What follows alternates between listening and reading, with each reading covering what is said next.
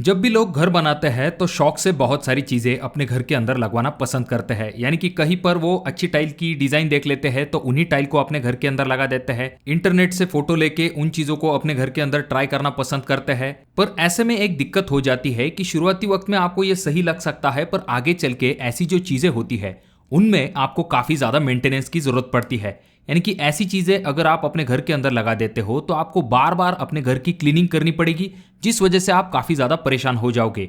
और अगर आप इन चीजों को निकालने के लिए भी जाओगे तो उसमें भी आपका अच्छा खासा पैसा खर्च होगा। तो इसीलिए अगर आप शुरुआती वक्त में ही कुछ चीजें अच्छी तरीके से सोच के उन्हें अपने घर के अंदर लगाओगे तो उससे फायदा यह होगा कि आपके घर का लुक जो है वो बहुत ही मॉडर्न और लग्जरियस दिखाई देगा। साथ में आपको बार बार जो क्लीनिंग है उसकी झंझट से भी छुटकारा मिल जाएगा। तो इसीलिए आज के इस वीडियो में हम उन्हीं गलतियों के बारे में जानेंगे जो कि आपको घर बनवाते समय बिल्कुल भी नहीं करनी है, और कौन से ऑप्शन आपके लिए मेंटेनेंस फ्री रहेंगे इसके बारे में भी हम आज के वीडियो में जानने वाले हैं। तो वीडियो काफी काम की और इंटरेस्टिंग होने वाली है, इसीलिए इस वीडियो को पूरा जरूर देखें।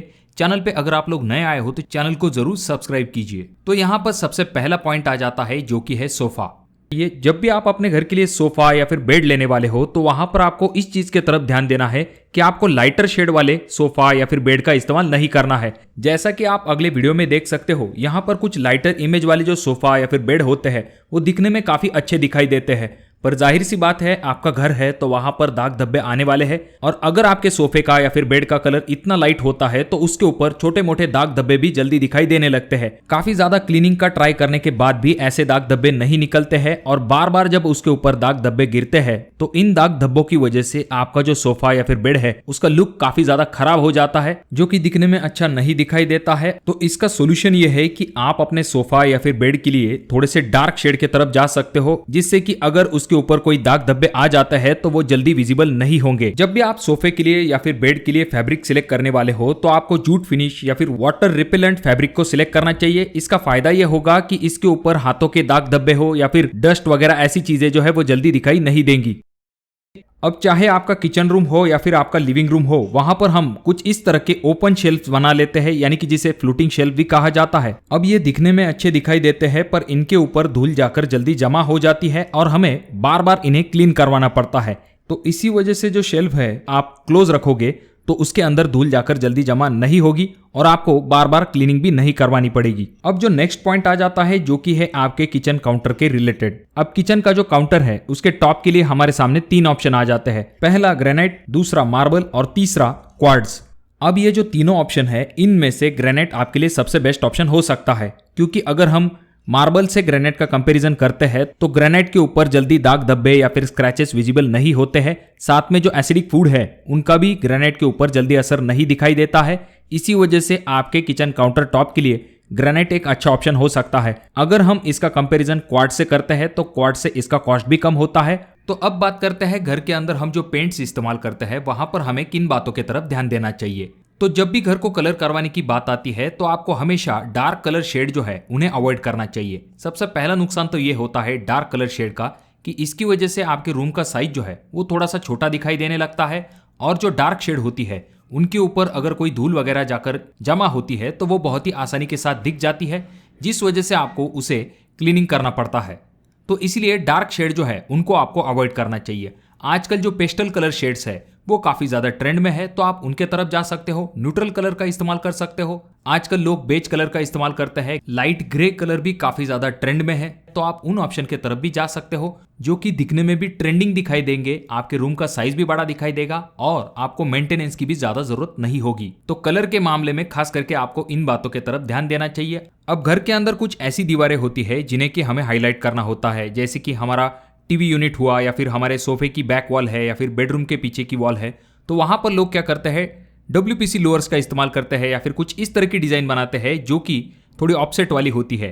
तो वहां पर होता यह है कि जो धूल वगैरह है वो उन ऑफसेट के ऊपर, यानी कि इन डिजाइन में जो खांचे बने हुए होते हैं उनके ऊपर धूल जल्दी जमा होती है, जिसे आपको साफ करना पड़ता है। तो इसके लिए जितनी प्लेन जगह होगी वहां पर धूल जाकर जमा होने के चांसेस उतने ही कम होते हैं। जैसे कि अगर आप चाहो तो यूवी मार्बल शीट का इस्तेमाल कर सकते हो, वॉलपेपर्स का इस्तेमाल कर सकते हो। नेक्स्ट पॉइंट है वॉश बेसिन। अब ये जो वॉश बेसिन है इनके मार्केट में आपको अलग अलग टाइप मिल जाएंगे, पर खास करके आजकल स्टाइलिश और डिजाइनर वॉश बेसिन का इस्तेमाल किया जाता है। अब इनमें भी दो टाइप ज्यादा पॉपुलर है, पहला जो कि है अंडर काउंटर वॉश बेसिन और दूसरा जो कि है काउंटर टॉप वॉश बेसिन। अब ये जो वॉश बेसिन है इसे सिलेक्ट करते समय लोग ये गलती करते हैं कि स्टाइलिश दिखने के लिए वॉश बेसिन की जो डेप्थ है वो बहुत ही कम ले लेते हैं। इसका नुकसान ये होता है कि जब भी आप हाथों को धोते हो ऐसे समय में पानी जो है वो वॉश बेसिन से बाजू में गिर जाता है, जिससे कि आपको बार बार क्लीन करना पड़ता है। और अगर आप ज्यादा क्लीनिंग की दिक्कत नहीं चाहते हो तो आप अंडर माउंट वॉश बेसिन का इस्तेमाल कर सकते हो। अगर आप क्लीनिंग करवाना चाहते हो पर आपको स्टाइलिश लुक चाहिए तो आप काउंटर टॉप वॉश बेसिन लगा सकते हो, जो कि दिखने में अच्छा दिखाई देगा, पर उसकी आपको डेप्थ अच्छी खासी लेनी है जिससे कि पानी आजू बाजू में ना गिरे। अब अगला पॉइंट आ जाता है जो कि है आपके घर के फॉल्स सीलिंग के रिलेटेड। जैसा कि हम अपने घर को खूबसूरत बनाने के लिए फॉल्स सीलिंग का इस्तेमाल करते हैं, उसमें अलग अलग प्रकार की डिजाइन्स बना लेते हैं। अब जैसा कि आप इस अगले वीडियो में देख सकते हो, यहाँ पर ये जो फॉल्स सीलिंग की गई है इसमें आपको साइड में इस तरह का एक ऑफसेट दिखाई देगा जिसे कि कोप कहा जाता है। अब ये जितना बड़ा होगा उतना ही उसके अंदर ज्यादा धूल जाके जमा होती है। अब यहाँ पर नेक्स्ट पॉइंट आ जाता है जो कि है आपके घर के बाथरूम के रिलेटेड। अब ये पॉइंट काफी ज्यादा इंपॉर्टेंट है, क्योंकि अगर आप इस पॉइंट के तरफ ध्यान नहीं देते हो तो आपको आपका बाथरूम दिन में 2-3 बार क्लीन करना पड़ेगा, और अगर आप गलती से क्लीनिंग करना भूल गए तो वहां पर एक्सीडेंट होकर किसी के गिरने के चांसेस भी बढ़ जाते हैं। तो जब भी आप अपने घर के लिए बाथरूम बनाने वाले हो तो आपको खास करके फ्लोरिंग के तरफ ध्यान देना है। आपके जो फ्लोरिंग की टाइल है उसका स्लोप प्रॉपर तरीके से होना चाहिए। अब कुछ टाइल के कारीगर ऐसी गलती करते हैं जिस वजह से पानी जो है वो बहकर आउटलेट के तरफ नहीं जा पाता है। पानी जो है किसी एक जगह पर जमा हो जाता है, और ऐसा जमा हुआ जो पानी होता है उसे आप किसी मॉप की मदद से या फिर सूखे कपड़े की मदद से बार बार क्लीन करना पड़ता है, यानी कि आपके टाइल को पूरी तरह से सुखाना पड़ता है, क्योंकि अगर टाइल गीली रह जाती है तो उसके ऊपर से कोई ना कोई फिसल सकता है। तो अगर आप ऐसे झंझट से बचना चाहते हो तो आपको इस चीज के तरफ जरूर ध्यान देना चाहिए कि जब भी आपके टाइल को फिक्स किया जाता है तो टाइल का जो स्लोप है वो प्रॉपर तरीके से आपके आउटलेट के तरफ होना चाहिए। आपको पानी डाल के जरूर चेक कर लेना है कि पानी सही तरीके से आउटलेट से होता हुआ बाहर के तरफ चला जाए। पानी बीच में कहीं रुकना नहीं चाहिए। तो इसीलिए बाथरूम में फ्लोरिंग की टाइल फिक्स करवाते समय इस चीज के तरफ जरूर ध्यान दीजिए। जब भी हम घर के लिए टाइल का चुनाव करते हैं तो उसके लिए हमारे सामने मार्केट में बहुत सारे टाइप के डिजाइन कलर्स अवेलेबल होते हैं। अब इनमें से कुछ टाइल ऐसी होती है जो कि दिखने में काफी अच्छी दिखाई देती है, पर उन्हें आपको बार बार क्लीन करना पड़ता है। तो उनमें से पहली टाइल आ जाती है जो कि है डार्क कलर वाली ब्लैक टाइल्स। अब जब भी हम घर के लिए ब्लैक टाइल का चुनाव करते हैं, जाहिर सी बात है हम ग्लॉसी फिनिश वाली ब्लैक टाइल का इस्तेमाल करते हैं जिसके ऊपर अच्छी खासी रोशनी भी आती है। अब ऐसी जो ब्लैक कलर की टाइल होती है उनके ऊपर थोड़ी सी भी धूल आ जाती है तो वो जल्दी विजिबल हो जाती है। इसी वजह से हमें उन्हें बार बार क्लीन करवाना पड़ता है। अब जो प्रॉब्लम आपको ब्लैक कलर की टाइल में दिखाई देती है, सेम उसी तरह से अगर आप अपने घर के लिए एकदम व्हाइट कलर की ग्लॉसी फिनिश वाली टाइल लेते हो जो कि एकदम चमचमाती हुई व्हाइट कलर की दिखाई देती है, तो उसके ऊपर भी जल्दी दाग धब्बे या फिर धूल ऐसी चीजें दिखाई देती है जिन्हें कि आपको वापस से बार बार क्लीन करवाना पड़ता है। तो अब इस चीज का क्या समाधान है? तो इसके लिए आप क्या कर सकते हो, मीडियम डार्क कलर की टाइल की तरफ जा सकते हो। खास करके जो मैट फिनिश वाली टाइल होती है उनके ऊपर धूल जल्दी दिखाई नहीं देती है, तो आप ऐसी टाइल का इस्तेमाल कर सकते हो। साथ में कुछ ऐसी भी टाइल्स होती है जिनके ऊपर डिजाइन पैटर्न जो है वो कुछ इस तरह से बने हुए होते हैं कि उनके ऊपर धूल या फिर दाग धब्बे जल्दी दिखाई नहीं देते हैं, जिस वजह से ऐसी टाइल्स को आपको बार बार क्लीन नहीं करवाना पड़ता। अब नेक्स्ट पॉइंट आ जाता है जो कि है आपके घर के सीलिंग फैन के रिलेटेड। अगर आप अपने सीलिंग फैन को टाइम टू टाइम क्लीन नहीं करते हो तो आपने एक चीज जरूर नोटिस की होगी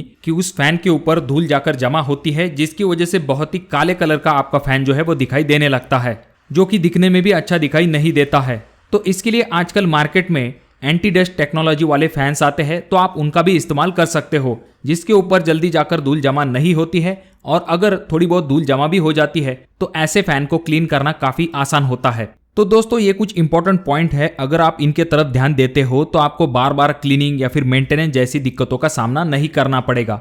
तो अगर आपके कोई सवाल है तो कमेंट बॉक्स में कमेंट जरूर कीजिए। वीडियो अच्छा लगा हो तो जरूर इसे लाइक कर दीजिए। चैनल पे अगर आप लोग नए आए हो तो चैनल को जरूर सब्सक्राइब कर दीजिए। वीडियो बहुत ज्यादा ही अच्छा लगा हो तो अपने दोस्तों के साथ शेयर कर दीजिए। और ये जो तीनों वीडियो है इनमें से कोई एक वीडियो आपके जरूर काम में आ सकती है।